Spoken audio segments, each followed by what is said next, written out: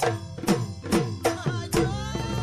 guys, this is Biswa here. At first, happy Bhogali Bihu, all of you. Bhogali Bihu means it is a part of Assamese culture. After collecting the paddy from the paddy field, we observe the Bihu festival.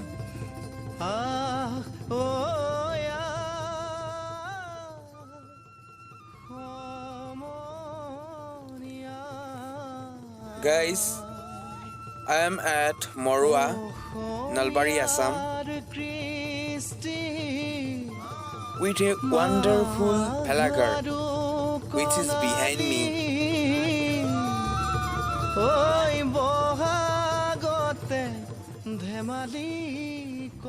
And it is an inspired model of F-type monastery, Russia, which is situated in the bank of confluence Bhelaghar and Kostroma river.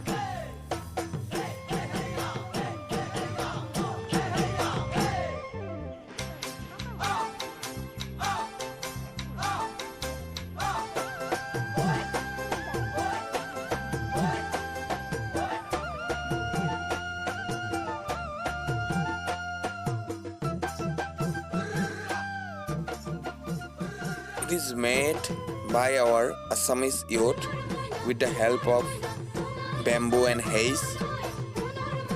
Look at the views when it is being built by the workers. Maghar Bihu ahil moina Maghar Bihu ahil mejir joyo jolil moina mejir joyo jolil Maghar Bihu ahil moina Maghar Bihu ahil mejir joyo jolil moina mejir joyo jolil অসমীয়াৰ মন প্ৰাণ ৰঙে ৰখে ভৰিল মইনা ৰঙে ৰখে ভৰিল অসমীয়াৰ মন প্ৰাণ ৰঙে ৰখে ভৰিল মইনা ৰঙে ৰখে ভৰিল ঐ বহাগ বিহু আহিল মইনা বহাগ বিহু আহিল ঢোল পেপাই মাতিল মইনা ঢোল পেপাই মাতিল বহাগ বিহু আহিল মইনা বহাগ বিহু আহিল ঢোল পেপাই মাতিল মইনা ঢোল পেপাই মাতিল গছৰ ডালত খুলি চৰাৰ হিয়া ভঙা কান্দোন মইনা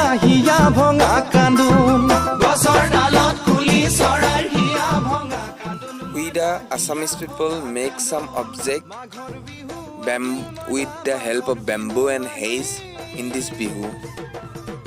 This is the haystack, which is known as mezi here, and this is the big Bhelaghar. Bhelaghar means a small hut made by bamboo and haze. Those are old days. Now the Bhelaghar become more bigger and beautiful in some places of Assam.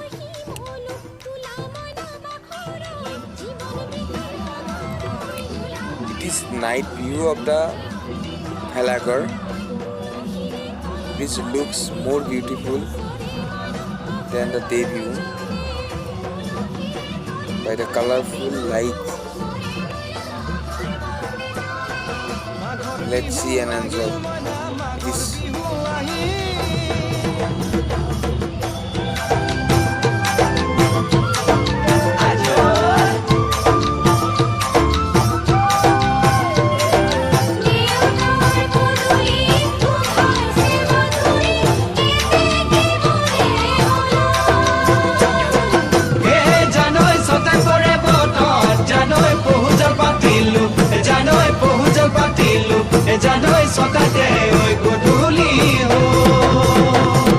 খেতি পথাৰ ভৰিল মইনা খেতি পথাৰ ভৰিল খুন গুটি লাগিল মইনা খুন গুটি লাগিল খেতি পথাৰ ভৰিল মইনা